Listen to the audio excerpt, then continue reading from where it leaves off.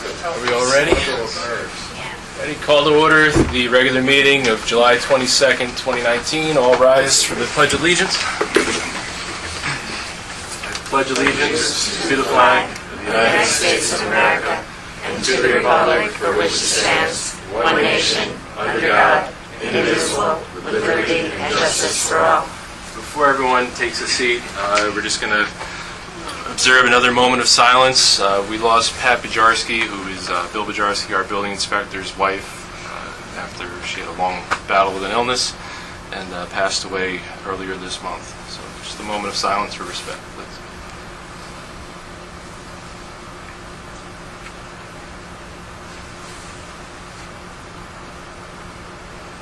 Please be seated. Thank you.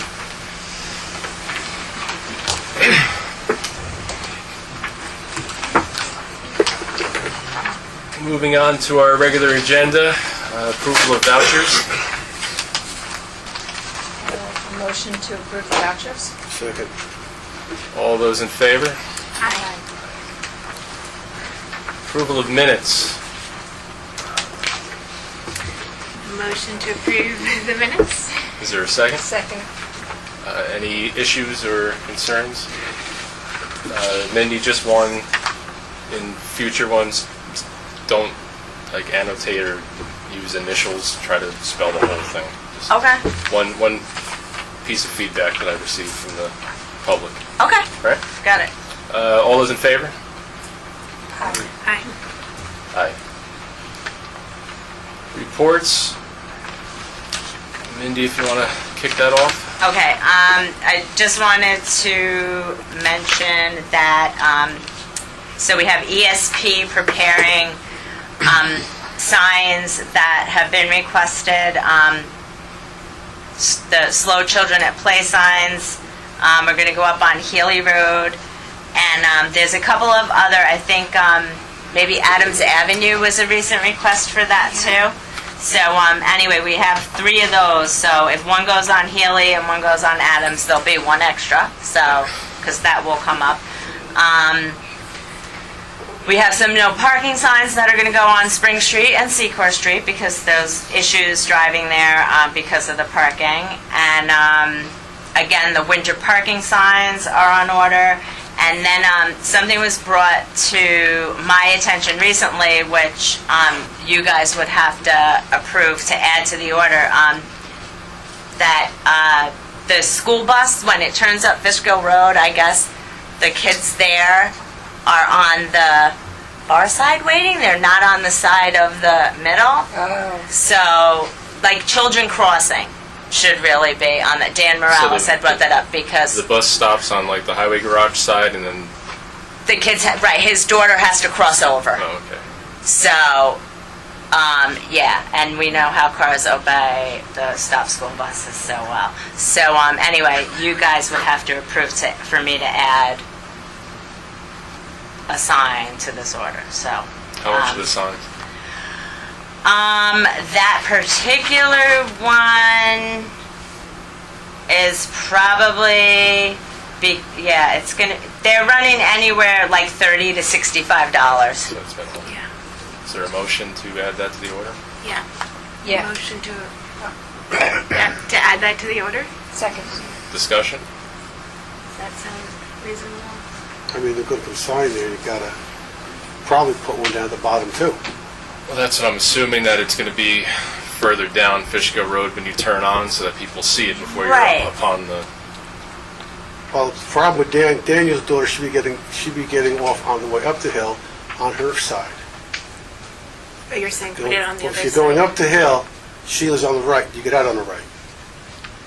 And Yes. technically, if she's coming Yeah, down the but I hill, think when they're coming, it's when they're coming down the hill Yeah, it's the that bus. they pick Yeah. up. I It's don't the bus think... route that comes from North Highland, stops there, and then she's crossing the street to go to Right. the bus. That's what was explained to me. So the worry is that Right. people speeding up Fishkill Road aren't seeing the bus stop there. Or Exactly. so you need to sign down like by Harper's house. Should we put Somewhere in the middle of the one road. for people going up and one for people going down? Like one on each side of the road that children are crossing? I mean, does Well, that there's make a the most crossing sense? there. Our At Harper's jurisdiction stops right there. kind of close to it, so I mean, Phillipstown might want to, I could talk to Supervisor Shea and see if they want to do it. Okay. But for now, I mean, we can mark our side. Yeah, do our side, I would think. All right, well, you could figure out exactly where it has to go. Yeah, it's got to go kind of like where that county sign got knocked down right there when you make the turn right in front of your house. But on that other side of the road. No, it's got to go on the right side going up. Yeah. Yeah. On the other side of the road from your house, yeah. Yeah. All right. Okay. All those in favor? Aye. Okay. All right, so that's done. And I do not have an exact delivery date yet for the signs, but they've been working on them for a little while, so hopefully they'll be ready shortly. Aside from that, I have the Putnam County Pathways local law, which is something that's been circling right through here. And basically, it's something that all of Putnam County worked on together. The Village of Nelsonville, I guess, didn't do it at the time that Phillipstown did it, but Phillipstown, Cold Spring, like all of the neighboring municipalities, have adopted a local law.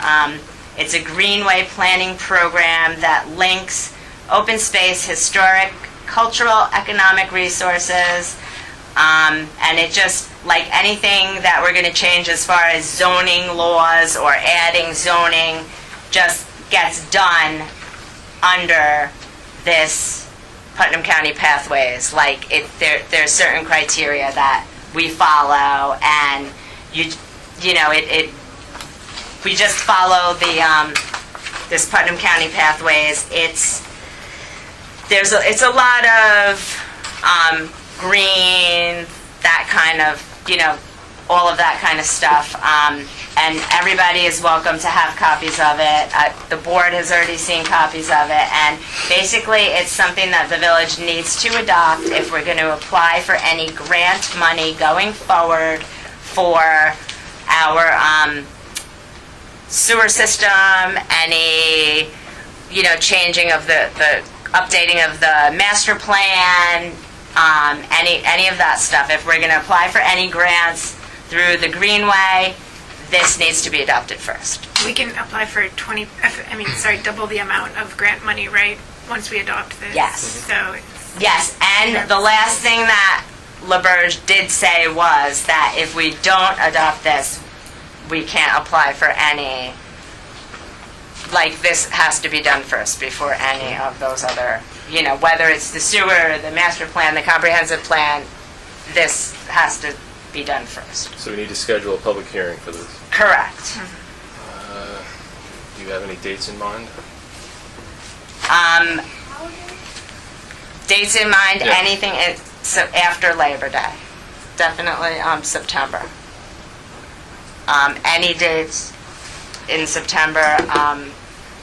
So our meeting dates that month right now are going to be the 11th, which is the Wednesday, second Wednesday, and the 16th, which is the third Monday. isn't the grant deadline in early September? Yeah. Yeah, but we haven't even started. We're not going to make that round. Yeah. We're not going to make that round. So we have to get this done. So do we want to tentatively put it like in that first week of September? About the 4th? Is that Labor Day weekend? What day is that? That's Wednesday after Labor Day. That's fine. Okay. Do we need a resolution or a motion to schedule the public hearing? Yes.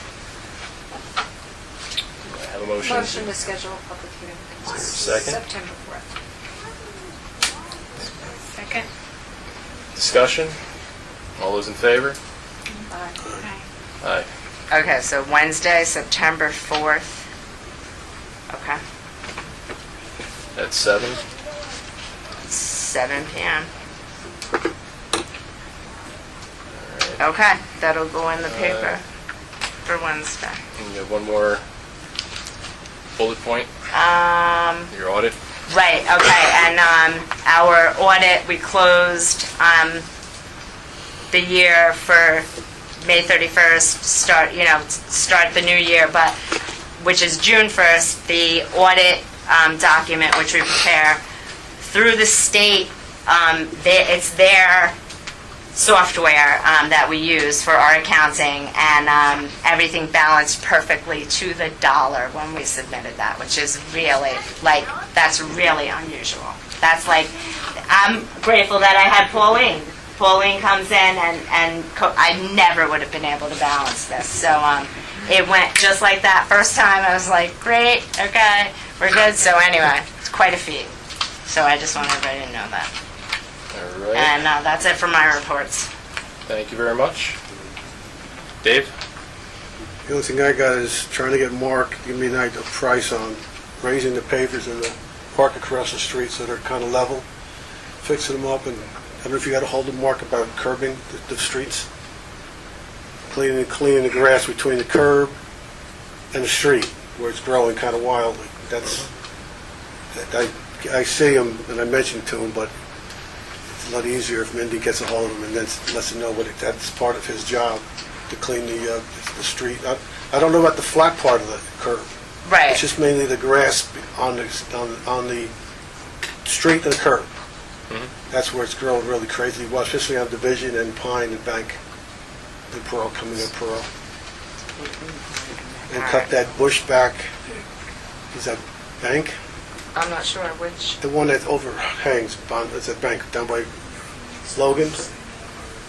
At the bottom, is a Bank. with It's Pine. Bank and, is it Bank and Peekskill? Is that Yeah, what you're yeah. talking about? Bank and Peekskill, where you do the You trim? make the turn, the bush is kind of, All turn it right, over so pretty you wildly. want him to trim that. Okay. and we you just- sent a letter to Volkman? Yes. For grass. No, there are trees hanging in the road. You can't walk, you got to duck. Who'd you mention, Dave? I can't hear. Volkman. Volkman, Frank Volkman.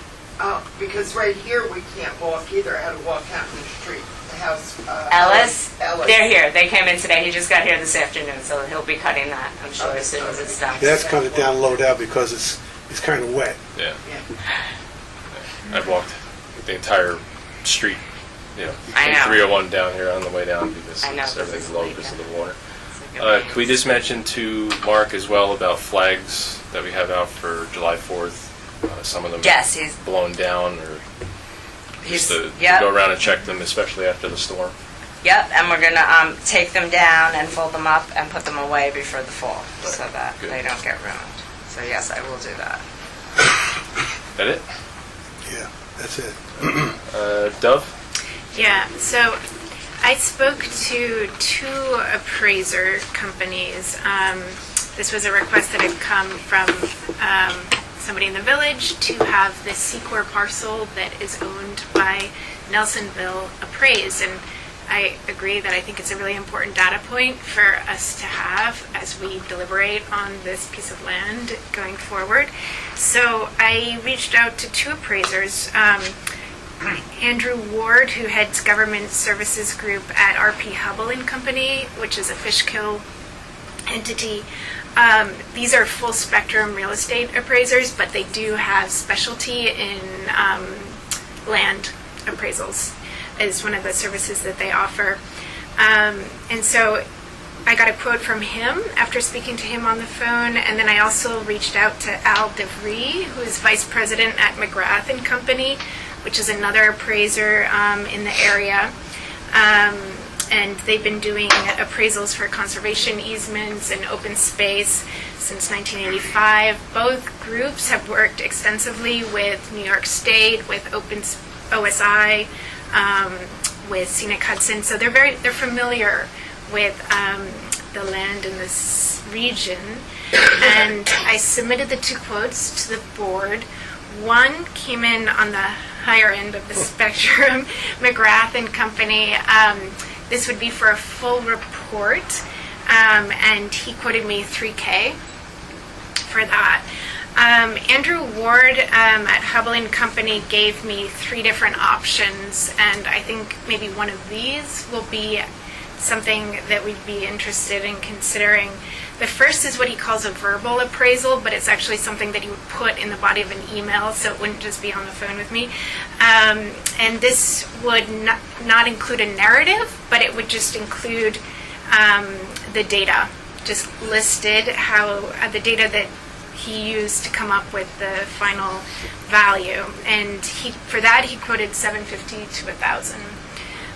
For a written report, this would be a narrative with a sales grid and a narrative of the data used to come up with essentially what would be quoted in the verbal appraisal, but it's just fleshed out. He quoted $2,000 for that. And then for the full narrative, which is like a detailed report, market analysis, he quoted $3,000 to $3.5K. Both of them quoted about a month, 4 to 5 week delivery window. And I'm curious to know what your thoughts are, if you wanted to move forward with any one of these. You've been handling Secor, so what are your thoughts on it?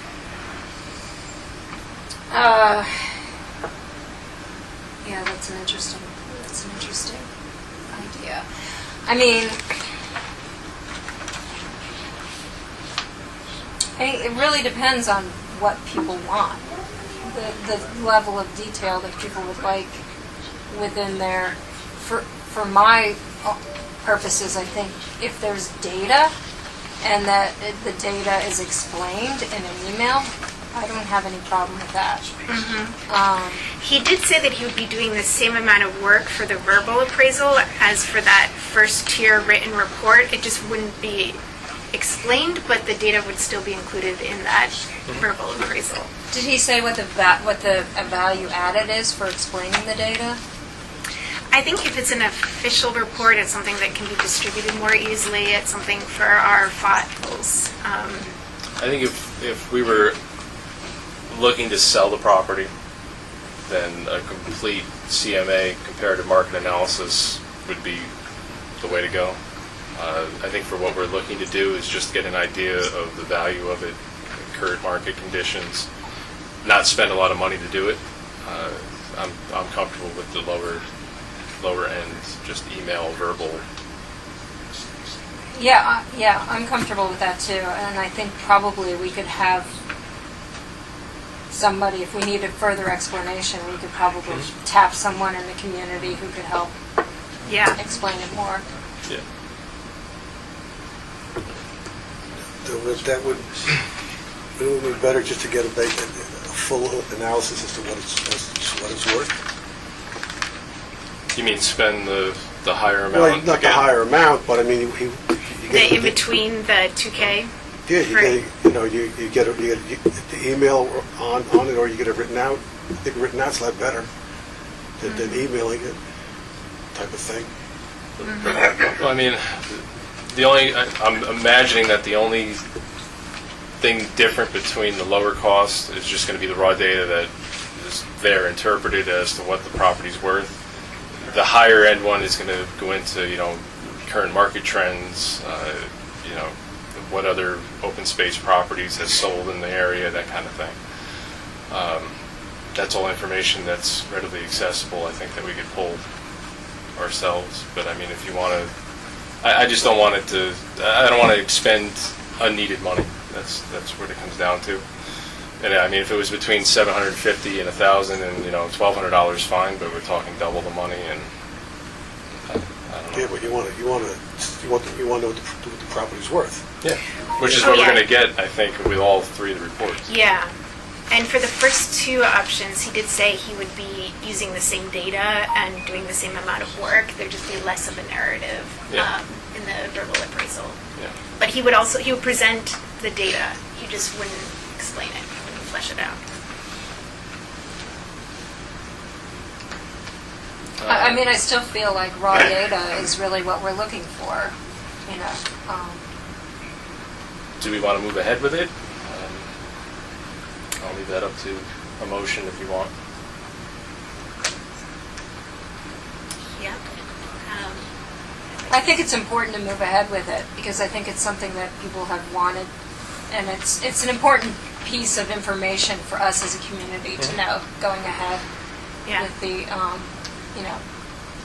with the OSI and working with Will. We want to make sure that, everything is upfront and everybody knows the value of the property starting out. I agree. Is there a motion? Yeah, so I'd like to call motion to proceed with the lower amount. Jim, I hate to say, it, you really gotta talk. Okay. I can't hear you Okay, either. okay. Calm down, then you go right. Yeah. Could you hear me? Yes, you were All right. great. Okay. So. Sorry, I'm trying to use my teacher voice. Is it too late to ask a question about this matter? We're going to take public comment at the end. Okay. Yeah. I just don't want to, if I open it up to one, it's open to everybody. Yeah, yeah.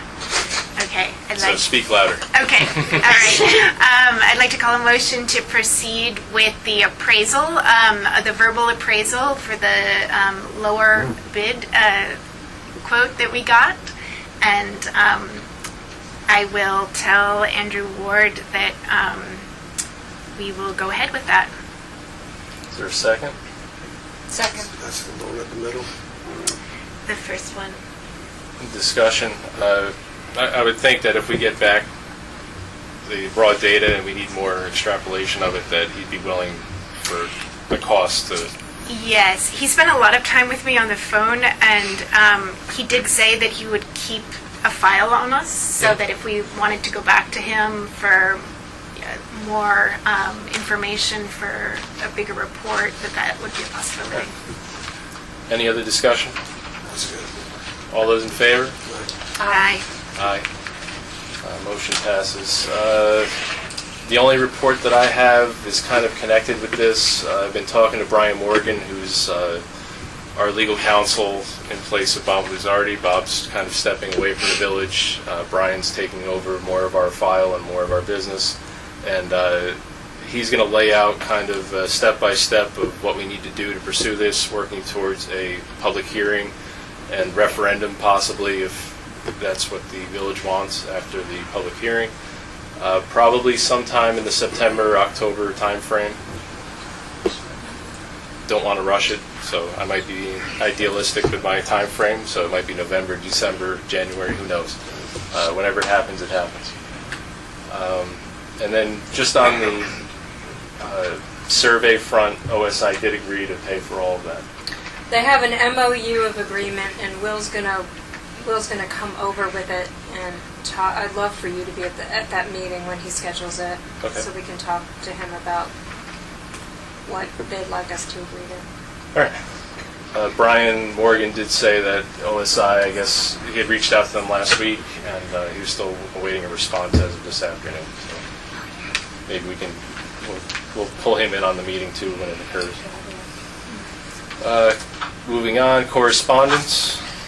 Okay, we have from the Department of Transportation that the early winter recovery, extreme winter recovery, program was included. We were at risk of losing that and some other funding when the state budget went through, but we got notice that that was reinstated. So we got our statement. There's $6,000 in there, cumulative to use if we needed to for extreme winter recovery, and then also our monthly CHIPS statement and PAVE New York. We have a cumulative $41,000 in CHIPS, and PAVE New York is $6,500. Can you say what those acronyms stand for, CHIP? Oh, okay. It's CHIPS is. I used to know, I don't. I know. You know what? So it's California policeman. Right. No. California Highway Patrol, right? So yeah, it's something highway. What it is it's all fixing the roadways that get damaged over the winter. So and they call them like different things, and they're scheduled. It's probably on here. Here we go. Hold on, I think I found it. You found it? Oh, you look. Googled it? Consolidated Local Street and Highway Improvement Program. So it's an acronym that leaves out a few letters. Yeah. Okay. All right, so that's what it is? And that's Okay. a Yeah. budget we have with the state that we can. Yes. It carries over. It carries over. That's good. And there's certain deadlines, like they give you deadlines where you have to submit. We have to do the work, lay out the money, and submit it within a certain time frame, and then wait a certain time frame and then approve it. And so the funding actually is there, but we have to follow all these rules to get it out. So that's how those work. Then correspondence, we have Complete Streets Forum. There were a bunch of color copies there tomorrow night at the Fish Library. There's a presentation going on. That's like with the clean Complete Streets. It's electric charging, like that kind of stuff moving forward. So there's going to be somebody, I believe, from the state making a presentation there. We got a letter from former Mayor O'Neill, which I'm going to read. These are photos of the trees on Moffett Road, just east of Rockledge on the Villola property. As you will recall, a letter from the village was sent to them to remove these trees, especially since Moffett is on a school bus route, which we did send a letter. I have copies of it. We sent a copy of the letter, went to the school.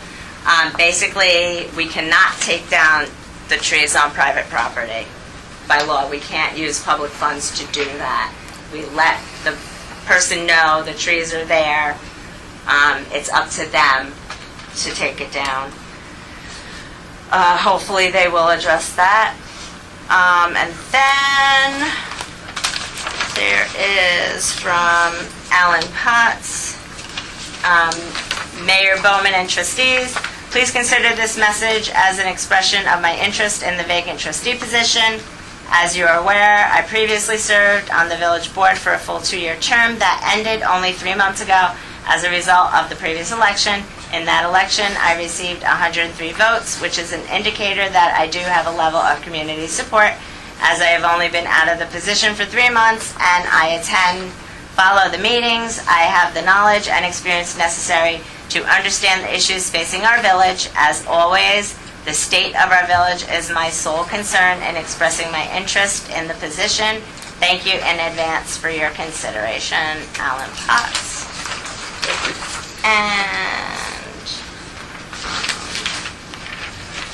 And then the last but not least, from the Justice Court, from Dennis Zenz. Every year, the Justice Court has to have the books open to the village to look at and audit. You guys are the governing board of the village, so the books are open for the board to look at the books and see that everything that goes in is distributed properly. And anyway, so this is now in our records and in our minutes that the books are available for your review. And that's it for correspondence. All right. Moving on to item 10, which is the appointment of deputy mayor and appointment of a new trustee, which we'll be looking for a resolution for. Deputy mayor, I've chosen to appoint Dov Podlowski as deputy.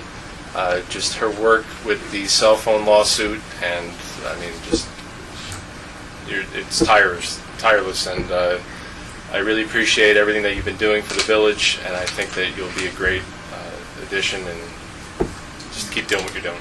Thank you. And when it comes to a new trustee, I emailed the board earlier in the week. In addition to Alan's letter, I sat down and spoke with 2 or 3 other individuals from the village who had expressed, a little interest here and there in serving the village. Most cited time constraints and some conflict of interest. Others had, doubts about the way things were going, that kind of thing. Chris Winward reached out to me. I sat down with her and had a formal meeting on the porch of the Village Hall. I reviewed her resume, I reviewed her background, and I think that she would make a great addition to the village. She has a very strong background in grant writing and grant management, a very strong legislative background as well.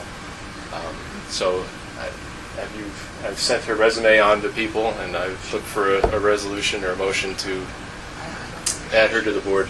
Yeah. Yeah, when you shared her resume, I was really very impressed, and you're uniquely qualified, I think, for this kind of role. So I would absolutely support that appointment. Is there a motion? Motion to appoint Chris. Well, I guess I You're make the good. motion, yeah.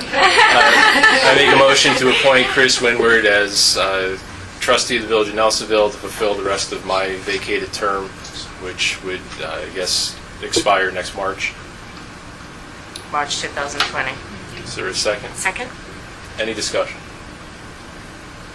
All those in favor? Aye. Yes, no? Abstain? I'll stay. Abstain. Well, welcome. Chris, if you want to stand up and just, I guess, introduce yourself. Thank you very much to the mayor and the trustees for your confidence and support. I appreciate it. I look forward to serving everybody in the community. We have some big issues and challenges that we face here as a community, and I just look forward to working with all of you and with everybody in the community to address the needs of everyone. I only asked you because they said they saw your resume. We weren't privy to anything. And honestly, I didn't even know who you were, but I will support you. Can you tell us a little bit about what is your background? Are you employed now? Because I've never seen you at a meeting, so I'm like, oh. Sure, yeah, I had more time a few years ago, but I had some family obligations that I wasn't able to come out to the meetings, but things have shifted and I'm more available, and I've also been following, thankfully, the recorded meetings. It's been a real godsend. That's great.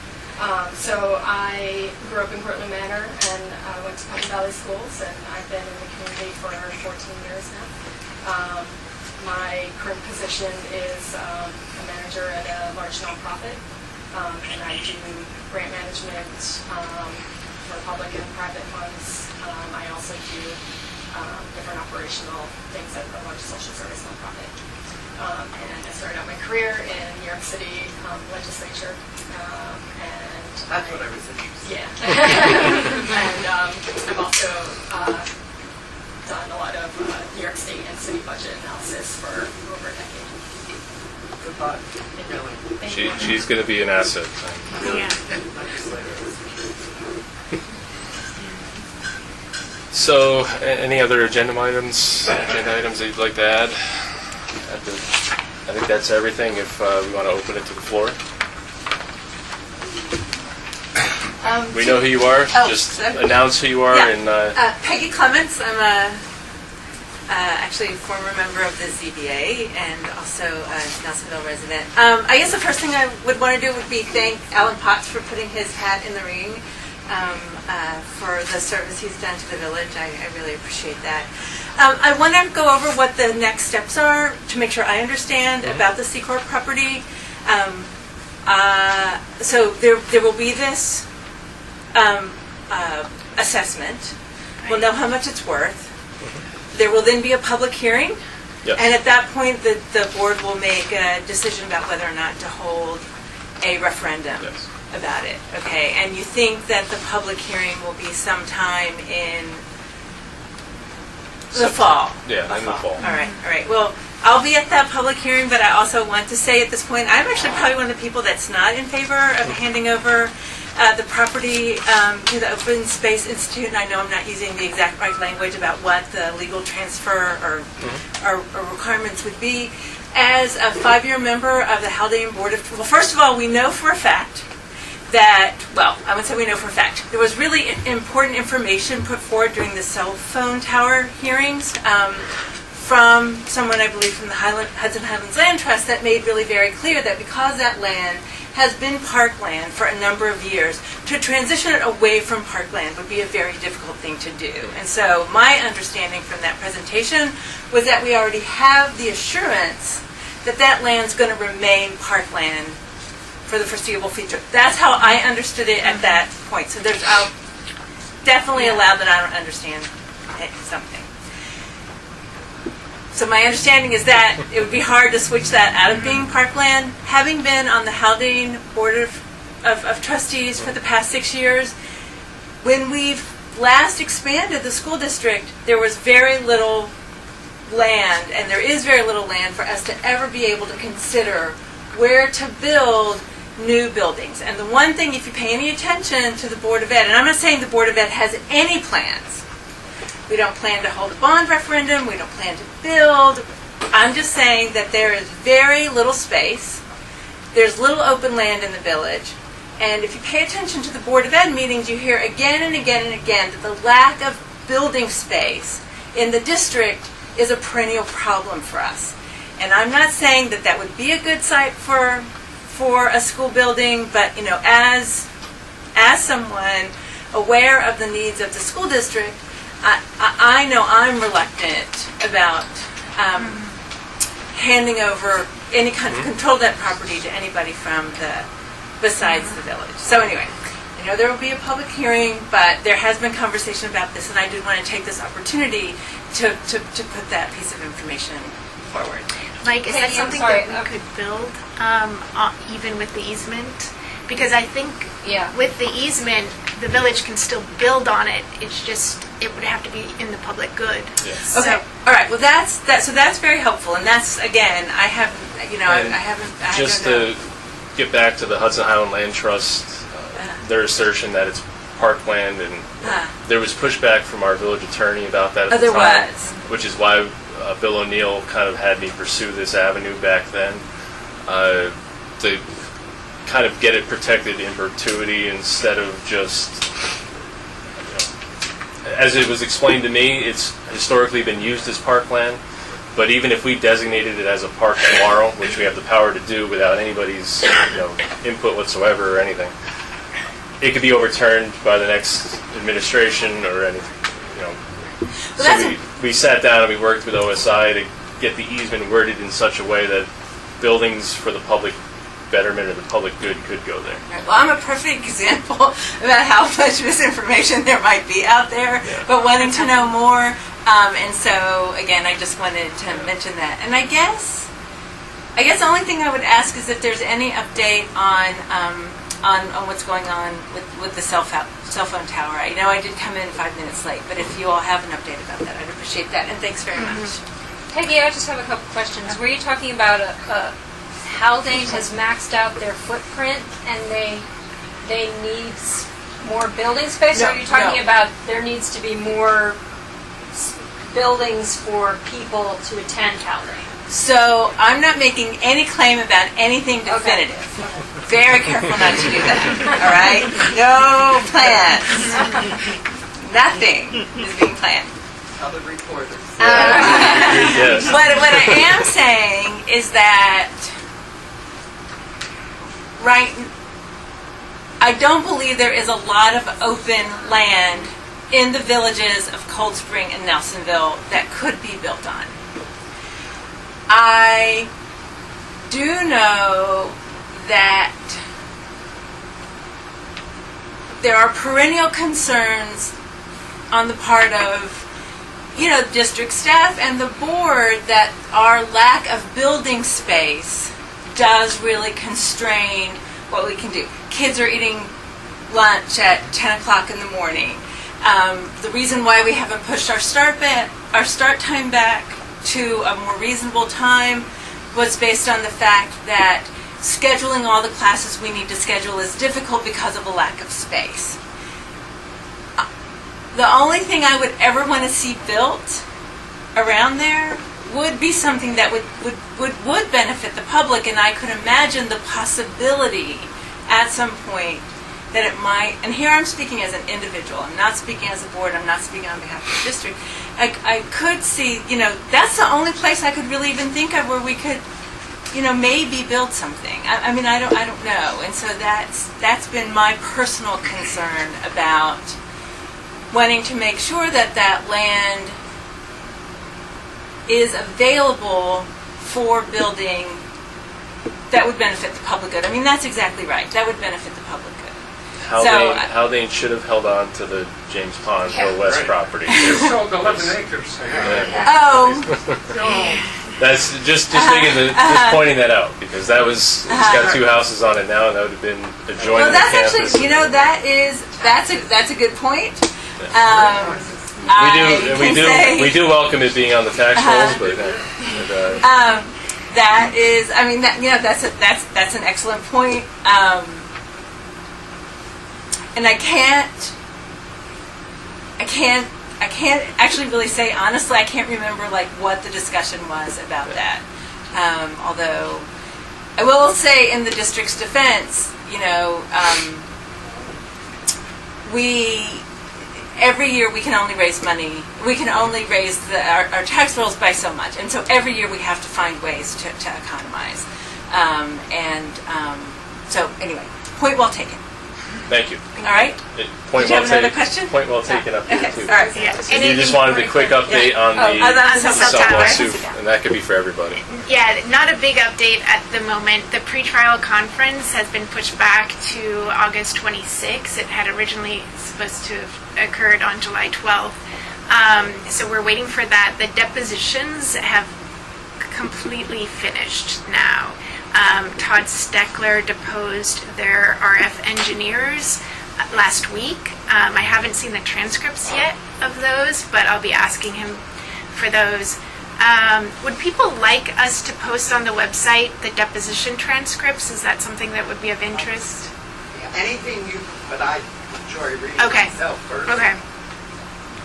We can just check with the lawyers to make sure just that, make sure that's public. that that's public information. Yeah, I'll have to check. We I'm not can sure. share that only 4 individuals from the village were deposed. Yes. Right. Mindy, Wait, I wasn't. Pauline, Colleen, William. William Rice, Bill O'Neill. Bill O'Neill, And Steve? and Green? no, No, that's it. nope. So I think it was just It was surprising that Yeah. it was not more. and we deposed their engineers and the regional planner, land use planner that they relied on throughout the process. And we've been asking for those transcripts from Terry for a good week now. So I've asked him, you've asked him. I hope he will. Maybe if you want to I'll nudge him. nudge him. We'll follow up tomorrow. Yeah, but he said it went well, and that he had him speaking in circles, Frank, I just want to and ask that's it. a simple question. Has anybody ever won a lawsuit against the cell towers? Yeah. yes, Yeah? it's exceedingly difficult and rare, but it does happen. One of the things that we have going for us is our scenic area of, what does the SAS stand for? Statewide significance. Statewide significance. I just, Yeah. you know, No, there's I've actually heard like a that the robust. federal judge is Yeah. involved in this, and he's pretty adamant about There's a getting it robust settled history and of getting it out cases. of the way. Yes. I don't know about his personal opinion. That's certainly the opinion of the federal government right now. The administration Wasn't really those wants towns to supposed push be signing something this this week? rollout. Phillipstown Yeah. did put out that they have a memorandum of settlement with Homeland, settling on a less tall tower. 20 feet lower. Yeah, No, it's 60 feet. 60. And, yeah. and actually, the reality 180 is to it will be an 80 Originally foot. it was 20. It was originally 180 with the ability to go up to 200. And so now it's going to be 120 with the stipulation that they can't increase it by any amount. And now it's a monopine, Yeah. whereas before it was just a big, ugly tower. So I think they've gotten significant concessions from Homeland. But wouldn't the village of Cold Spring, Phillipstown, wouldn't they also be considered scenic, like you're saying we are? They're not The part of the New Vineyard York Road State falls designation. outside of the boundary of the SAS Yeah. designation. It goes up to Route 9. I think that's one of the reasons they picked Dov, if the tower in Phillipstown goes up, what does that mean for us in terms, does that give us leverage? Well, Well, there's Our- been a couple, our lawyers are interested in Developments, yeah. that. Uh-huh. Yeah, and they're Even- going to pursue that. the settlement that was reported in the Current this week in Beacon also could play into this because they settled upon a series of smaller towers. 50-foot towers with Verizon. So Who was offered that, some judge said something about putting it at where the town garages are? Was it another? that was one of the that proposed Phillipstown? alternative sites to Or settle. Phillipstown Or us? It's when Phillipstown was negotiating Yeah. with Homeland, so They were hoping, I think, to combine them there and Yeah. kind of take both of them off the table, but we weren't part of that or privy to the discussion That would then. be perfect for us. Yeah, but Yeah. there were issues there too. I guess it didn't provide the coverage that they were looking for. They still So claim would there were it- it would gaps. have to be very high, Yeah. like over 200 feet, they were saying, Yeah, without documentation. Documentation is And- that statement. Yeah. it'd have to be lit at night for airplanes and all that Yeah. stuff. It would have been enormous. Especially now it's stores. Yeah. Yeah. Is that all? Heard from AT&T at all? Heard from AT&T. Well, we deposed their engineer, but yeah. Yeah, Daniel Panesso was they're their involved. engineer. Yeah, so actually that's a good point because the way that our lawyers are presenting it is there are two separate lawsuits, but they're being coupled. So all the depositions are being done as a whole. So we deposed Verizon's and is it Singular engineers at the same time that we deposed the AT&T. And so the judge will be reviewing both cases as a whole. Is the defense for AT&T being provided by an insurance company? Being provided, well, like I said, it's being coupled. That's the way that our lawyer described it. So you're being defended by the same person? Yes. Yeah, Yeah. yeah. Yes. And the judge, when he makes a decision, it will be for both plaintiffs. Gloria? Alan had his hand up before I did. Oh, no. Alan, go ahead. Lisa got my question. Okay. Oh, I did. I have a couple of things. My name is Gloria Van Tassel. I live at 279 Main Street. And I'm happy about the audit. Thank you for that. Thank you, Dove, for taking care of the PDF for the minutes when you click them on. Is it working better now? Yes, it's working better. The only other thing I had concerns about were when I try to write the emails to the only one I could write to was Michael and to Mindy. Has that been corrected for the other trustees? Yeah, that was back a few weeks ago, right? Yeah. Yeah. Like 3 weeks. It was due to some of the changes that were made with the emails, like abandoning mine and becoming mayor and all that stuff. That email group was bouncing back. Yes, So, the mail team. Yeah, we took care of it.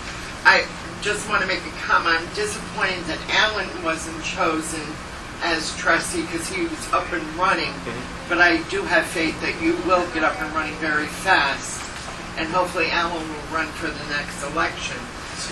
There's one thing Peggy mentioned that I think you probably know. I'm against the 4 acres, and I'm bothered by it because I think it's our property, and to like do a swap for land up on Gatehouse Road that people tell me is next to a parking lot.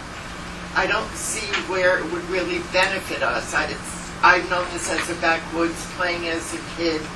You know, I'd like to see it remain that.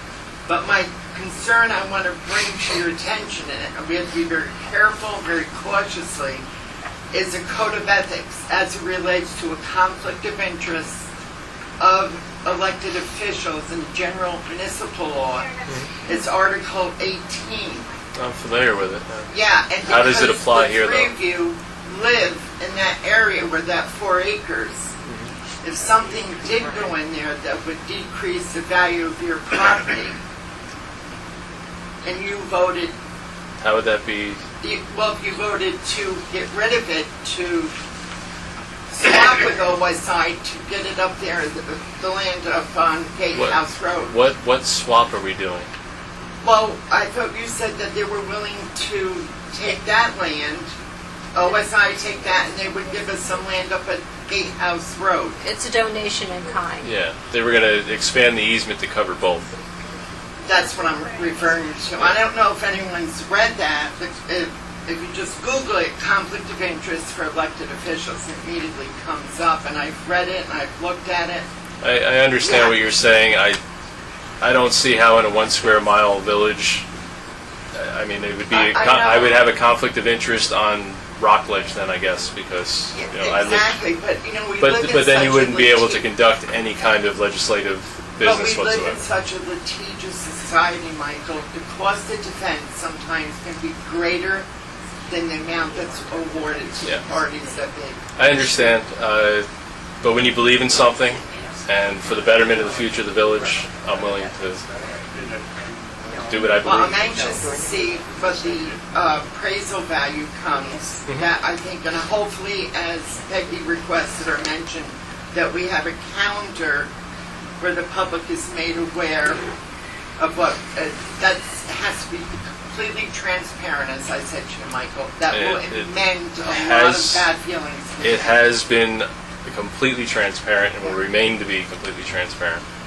Okay, great. But Michael, you should have a code of ethics committee. We did have one, he was on it. Yeah, Whatever happened to that? the county provides that for the villages. When we were in Cold Spring, it was, I forget his name, Bickman, was one of the members of the county committee. I still fail to see how this is a conflict of interest. No, you did, but she mentioned that, I just thought, well, No, why you're don't you thinking have one about, anymore? do we have somebody who is in charge of our ethics? I can tell you one thing, we have very competent attorneys who are advising us at every single step of the way. That's good to hear from you. Yeah, And I have another question. I have another question. go right ahead. I just want to know if any of you have had any thoughts or opinions or concerns about Airbnbs. Surrounding communities are all having problems. They're trying to figure out what to do. We have one that I know of. It happens to be the house that looks like it's attached to mine. And it's one thing if somebody's living in the house and then they're renting out part of it. The people that bought this house, they made 2 locals leave. They're not even living in the house. They redid the upstairs apartment, and every weekend we have strangers in there. They're not even there to monitor what's going on, which that bothers me. I live at 270 Main Street. If you look at the house next to me, it looks like we're attached. We have like this much space between us, but they put the siding over so it looks like it's one. So God forbid if a fire starts, we're done for, you know? And I know I'm not sure if it's Dutchess or not, but they're putting in different laws where they have to, whoever's doing the Airbnb has to pay a certain amount of money to the county. So they're at least making something. These people are coming in, they're not part of our community. $180 a night they're charging. And I was just, maybe you should think about checking into it, get ahead of it before it becomes an issue. It has been on our radar for a while now. The building inspector's actually kind of taken a look at it, but hasn't made any recommendations. I know that Beacon has addressed it, certain towns up and down the valley. Yeah, Cold Spring's having problems. Yeah. Cold Spring, when I was on the board there, we looked at it. Our attorneys were under the opinion that you can't really tell people what they can do with their property. It could be a zoning issue. It could be, it can be controlled in different ways. Personally, I think that the way that you permit it or control it would be with an inspection process to make sure that at least these rental properties are up to the latest fire and That's standards and things like that. thinking about. Not to say that we take or ban it or anything like that. I don't think that is a possibility at this stage. It's kind of the Pandora's box. is having a vote on whether to limit it or ban it. Yeah. And I think Saw Beacon that. had that vote in 2018 and ultimately decided not to regulate it. It really has. Something we're struggling with. It has become a supplemental income that's very important to a lot of households. I know last time we looked, there's got to be at least probably 8 to a dozen in the village of Nelsonville? Nelsonville. Yeah. It all depends on time of year. People rent their houses out around West Point graduation, things like that. But it really does add to the economy too, of the local area. I mean, the restaurants benefit from it. I don't think so. No, they do. They're hikers. They're not going to our local restaurants. I understand. But you know, our ancestors came here for a reason too, because they like the area. And I mean, I have a hard time telling people what they can do with their private property. I know, That's the but problem. to me, there should be some, I mean, a bed and breakfast has to be, the health department's involved and all that and everything. And that's something we're looking into, whether there is some kind of permitting process, either through us or the county. I know the county has looked, or has started to look at it as a county-wide issue. So we'll update as time goes on. I didn't know if you were aware, that's why I was asking. Yeah, thank you though for bringing that. Thank you. I thought I read somewhere that Nelsonville does have regulations about renting out, and that the regulations were actually really pretty specific. That you could rent out part of your house For time periods of but the year. that it couldn't have a kitchen. Yes. I'm not sure. That Where that's the- is this in the village code? Yeah. Or I don't know. I'll look. Alan? I remember this being something about you could rent a room in your house in an owner-occupied house. Yes. So if people are buying houses and then just renting them out top and bottom or whatever for Airbnb, that definitely violates, I think, ours. And if that Which is is- the code, it needs to be enforced. Which is what has happened in Cold Spring, at least in a half dozen properties in the past year. I don't care what happens there. It affects us too. I'll take Can a you look check for that. Yeah, I will absolutely. No, definitely. check We're that. gonna follow up with Bill Bajarski and have him look into it, and we'll have an update. Tom Robertson, Pearl Street. On the subject, Clark finished up the financial statement for the past year. We still have to do an independent audit. Yes. Suggestion, I'm noticing, as you know, I've been pushing for an outside audit. Yes. I noticed that the Village of Cold Spring has got a new outside auditor. His fee is $5,000 for a $2 million budget. I would encourage the board to seek that out, because I think it behooves us to have something like that. Can you make a call to Cold Spring and get the name of their new auditing agency? Thank you. Joe. Just Joe Plummer from 30 Cedar Street, Spur. As you're discussing the Airbnb, I would hope you'd also add events, renting a house out for a complete event. May last for a long time, potentially quite loud. I think I heard what you heard maybe a month ago. There was what sounded like a very loud event in Yes. the Nelsonville Woods. Yes. Yeah. Yes. Okay. It's an R1 area. It's an R1. No, I know. He's talking about the zoning of There's a residence in an R1 area. It shouldn't happen. Well, as long as, they are within whatever the broad regulations are, and it was our understanding that there was a 10 o'clock cutoff. I don't know if that's Nelsonville or Cold Spring. This particular house is in Nelsonville. And, we have asked on several occasions, and it has most of the time stopped at 10 o'clock. It's just a different kind of use than someone, renting a room, an Airbnb room. It's sort of like we're renting out a complete facility. Right.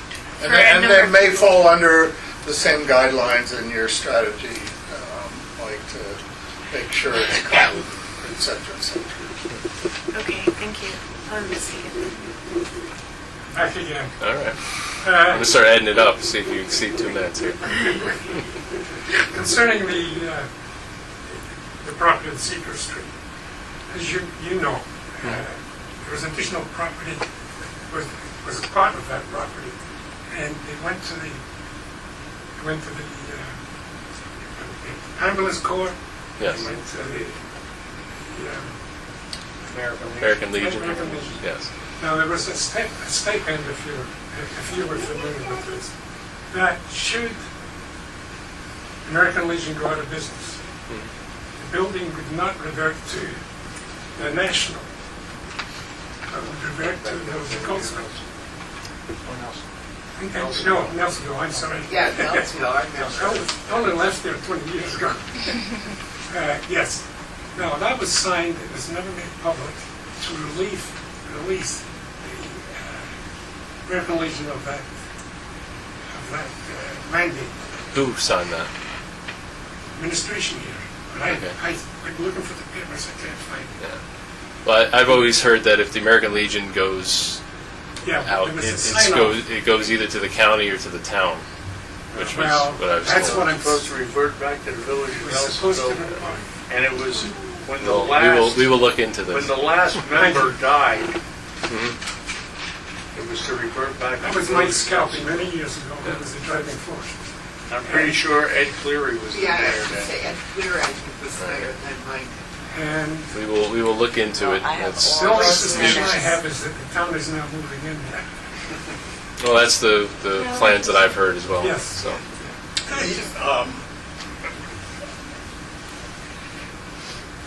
We had a community forum, and one of the issues that came up near the top was the idea for a teen center of some kind. And lots of discussion with the young people, survey, et cetera, et cetera. The idea was, a place that would be good for the kids, especially after school. Not those, obviously in a sports team or a club or something, but for the remainder. An ideal site, after talking to the high school leadership and so on, and we were told at the time that the senior center group was going to shift from the Legion Hall where they had their lunches to a new space at Butterfield, which has now happened. We approached the American Legion leadership about it, and initially there was some openness to the possibility of fixing it up a bit and having the kids be able to walk over after school. But then they later called us and said, that's off the table. The county is going to continue to support us. So I don't know what the actual situation is, but that's what we were told. So, we've backed off from any pursuit of that. I can call the county and see what their interest is there. They're in the same boat as anybody else. They're probably hesitant to give up a piece of land or a building that they have on this side of the county because they don't have much over here. But I can definitely, I'll make some phone calls and find out where that stands as well. Thank you. Any other public comment? Love to sit here all night and talk. Greg. Gary, sorry. Gary Gunther, Greg Phillips. Just looking for an update and see, as a follow-up to the last meeting with regards to sewers on Pearl Street and the question of sewers at large. I don't have much of an update. I've had a cursory meeting with the new head of water and sewer for the village of Cold Spring. I have yet to sit down and have an in-depth conversation with him, but that will happen in the next week. Can I be a part of that? Sure. Any other updates on that? No? But I'll have more going forward. Andy Redkin, 3 Crown.